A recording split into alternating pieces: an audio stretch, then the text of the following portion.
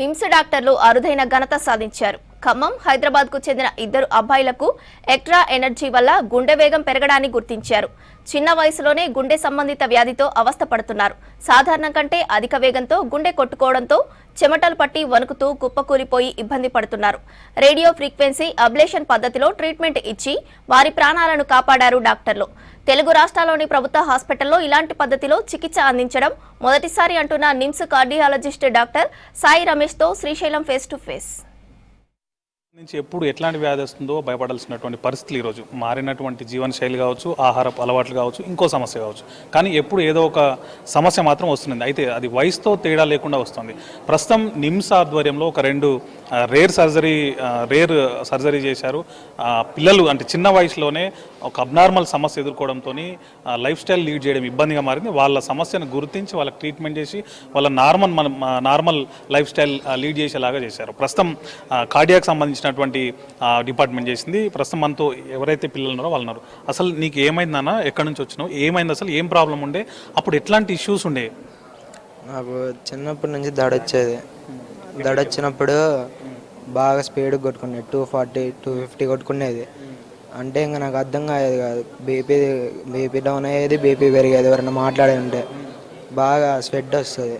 ఇంకా నాకు అర్థం కాదు, 5-4 అవర్స్ ఉండదు. బాగా బీపీ డౌన్ అయ్యి పడిపోయి అనిపిస్తుంది. పడిపోను స్పృహ ఉండదు. కానీ అర్థం కాదు నాకు బీపీ డౌన్లో ఉండేది. ఎవరైనా మాట్లాడితే బాగా కోపం వస్తుంది, కదిలిస్తే. ఇంకా నాకు చెవులోకి హార్ట్ బీట్ ఒక్కటే వినపడేటట్టు ఉంటుంది. ఎవరైనా మాట్లాడితే ఇంక బాగా కోపం వచ్చేది. స్కూల్కి వెళ్ళేటోని. స్కూల్కి వెళ్తే అంటే ఉరుకుతాం అటు ఇటు, ఉరికేటప్పుడు వచ్చేది. అంటే నైట్ టైంలో వచ్చేది బాగా. అంటే నీకు గుండె ఎడమ వైపు ఉండాల్సింది కుడివైపు ఉంది కదా, అది ఎప్పుడు తెలిసింది? ఏమైనా ఇబ్బంది అయింది అంత? నాకు సెప్టెంబర్ 22 తెలిసింది. అదే జనజాగృతి ఖమ్మంలో ఎందుకు వచ్చేదో అని చూపిస్తే ఈసీజీ తీస్తే రావట్లేదని ఈసీజీలో మళ్ళీ ఈకోలో చూస్తే తెలిసింది. ఇంకా అదే ఈపీఎస్ చేయాలి అని చెప్పారు వాళ్ళే. చెప్తే ఇంకా అటు ఇటు తిరుగుతుంటే ఎవరు చేయట్లేదు, భయపడుతున్నారు. ఇంకా డాడీ యూట్యూబ్లో చూసి సాయి సతీష్ సార్ చేస్తా అని వచ్చాము. ఇంకా ఇప్పుడు ఓకేనా? ఇప్పుడంతా ఇప్పుడు ఓకే, బాగానే ఉంది. రాలే ఇప్పుడు. నాన్న నువ్వు చెప్పు, నీకేమి ఇబ్బంది అయింది, ఎట్లా అనిపించింది, అప్పుడు ఏం సమస్యలు ఉండేవి? నాకు స్పీడ్ కొట్టుకొని ఇట్లా ఏది వినిపించకపోతుండే సార్. నువ్వు ఇది ఎవరితో మాట్లాడినా ఎక్కువ వినిపించకపోతుండే, కూర్చున్నా ఇట్లా నడిచినా పోకపోతుండే. 5-4 అవర్స్ ఉండే. హాస్పిటల్కి పోతే కోసేపు ఇట్లా మసాజ్ చేస్తే అది కూడా ట్యాబ్లెట్ ఇచ్చిన ఒకపోతుండే. ఫుల్ హాస్పిటల్లో తిరిగి ఉండే. పోలే సార్. ఇంకా అది ఫుల్ నైట్ పూట 12 o'clockకి వచ్చిన మళ్ళీ 7కి తీసుకోవాలో తెలియదు. ట్రైన్లు, బస్సులు ఫుల్ ఇబ్బంది. సార్ దగ్గరికి వస్తే ఇది నడిచిన సార్ దగ్గరికి వస్తే సార్ చూపి ఇట్లా చేస్తారు ఆపరేషన్, జాగ్రత్తగా ఉండాలి, ఆరోగ్యశ్రీ కూడా ఉంటుంది అని సార్ చెప్పి. ఇప్పుడు ఓకేనా అంతా? Okay sir. సో అంటే వీళ్ళ సమస్య ఏంటంటే ఉండాల్సినటువంటి ఎనర్జీ కంటే ఎక్కువ ఎనర్జీ రావడం వల్ల గుండె వేగంగా కొట్టుకొని ఏ పని చేయలేని స్థితిలో వీళ్ళున్నారు. సో ఈ సమస్యను గుర్తించి ఇక్కడ తీసుకొచ్చారు నిమ్స్ హాస్పిటల్కు. మనతో డాక్టర్ సాయి సతీష్ గారు ఉన్నారు, ఆయన అడుగుదాం. సార్, అసలు వీళ్ళ సమస్యను మీ పరిభాషలో ఏమంటారు, వాళ్ళకున్న ప్రాబ్లం ఏంటి, దానివల్ల రొటీన్ లైఫ్కు వాళ్ళు ఎట్లాంటి ఇబ్బంది ఉంటుంది? సో వైద్య పరిభాషలో దీన్ని సూప్రా వెంట్రుకులర్ టకికార్డియా అంటారు.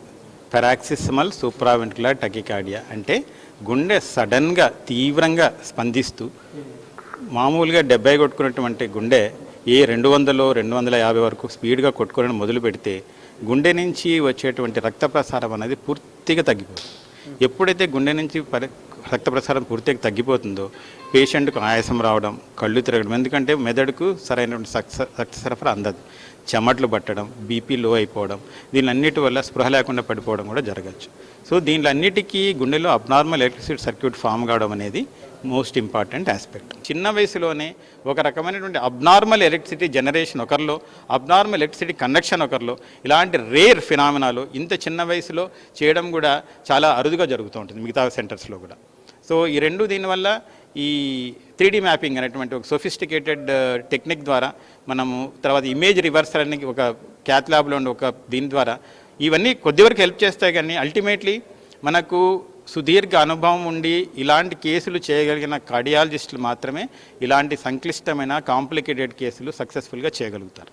ఎందుకంటే ఈ మనము బర్న్ చేసేటువంటి ఈ ఏరియా నార్మల్ ఏరియాకి మధ్య చాలా డిస్టెన్స్ అనేది ఫ్యూ మిల్లీమీటర్స్.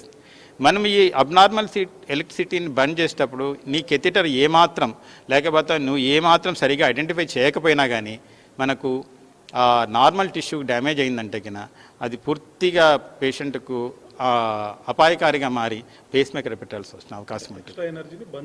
ఎక్స్ట్రా ఎనర్జీని బంద్ చేస్తాం రేడియో ఫ్రీక్వెన్సీ ఎనర్జీ ద్వారా. అదే దాని ట్రీట్మెంట్, మెయిన్ ట్రీట్మెంట్ అదే. నో నాన్ ఇన్వేజివ్ కట్ అనేది ఏముండదు.